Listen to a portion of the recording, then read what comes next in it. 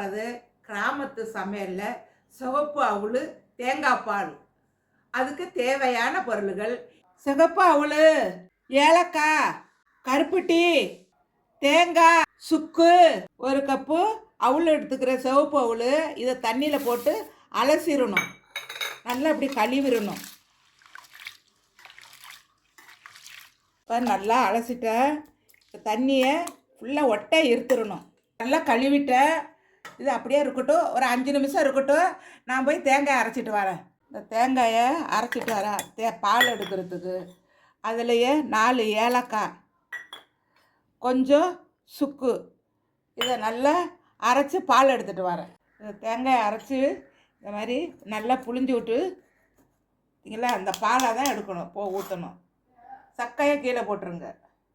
இதில் கருப்பட்டி ஒரு 100 கிராம் கருப்பட்டியை இந்த பாலோட உடச்சி நல்லா தூளாக உடச்சி வச்சுருக்கிறேன். இதை பாலில் கொட்டி நல்லா கிழிக்கணும். ஏன்னா அடியில் அதில் மணல் கிணறு இருக்கும், அதனால் இருத்தாப்பில் ஊற்றிடலாம்.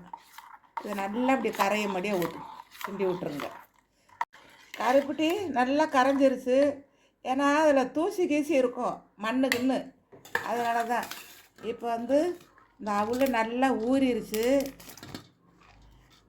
இதில் இந்த தேங்காய் பாலை கொட்டுறேன். அதில்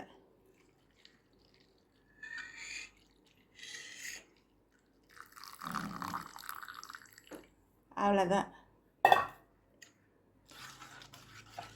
இப்படி தண்ணியாக தேங்காய் பாலோடு இருக்கணும், அப்போ கரெக்டாக வந்துடும் அது ஊறி. பார்த்தீங்களா, நல்லா வாசமாக கமன்னு நல்லா இருக்கும் சாப்பிட்றதுக்கு. சிவப்பு அவுள் நல்லா ரத்தம் ஊறும், தேங்காய் பாலும் குடலை புண்ணு ஆற்றும். நல்ல ஒரு இதை சமைச்சு சொல்லி காமிச்சிருக்கிறேன். இதை அப்படியே மூடி இருக்கட்டும், நான் கொஞ்சம் சாப்பிட்டு பார்த்து சொல்கிறேன். தேங்காய் பால் அவுள் ரெடி ஆயிடுச்சு. நான் கொஞ்சம் சாப்பிட்டு பார்க்குறேன்.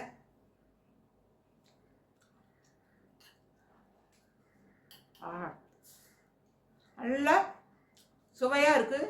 இந்த தேங்காய் பாலிலே ஊறிடுச்சுல்ல, அதனால குழந்தையோட நல்லா விரும்பி சாப்பிடுவாங்க. நல்லா ஏலக்காய் சுக்கு போட்டதுனால கம்மன்னு வாசமாக இருக்கும். நல்லா சாப்பிட்றதுக்கு நல்ல ருசியாகவும் இருக்கும். இது 4 மணிக்கு ஒரு டிஃபன் மாதிரிக்கே நீங்கள் சாப்பிடலாம். இந்த சிவப்பு அவுள் இந்த மாதிரி சாப்பிட்டான்னா உடம்புல நல்லா ரத்தம் ஊறும். ரொம்ப நல்ல ஒரு இது சாப்பாடு. இது இதே மாதிரிக்க இன்றைக்கி நீங்கள் பார்த்தது சிவப்பு அவுளை பற்றி சொல்லியிருக்கேன். அதே மாதிரி அடுத்து ஒரு டிஃப்ரெண்டான சமையலோட உங்களை அனைவரையும் சந்திக்கிறேன். இந்த வீடியோ கண்டிப்பாக பிடிக்கும். பிடிச்சிருந்தா லைக் பண்ணுங்கள், கமெண்ட் பண்ணுங்கள், ஷேர் பண்ணுங்கள், மறக்காமல் சப்ஸ்கிரைப் பண்ணுங்கள். நன்றி, வணக்கம்.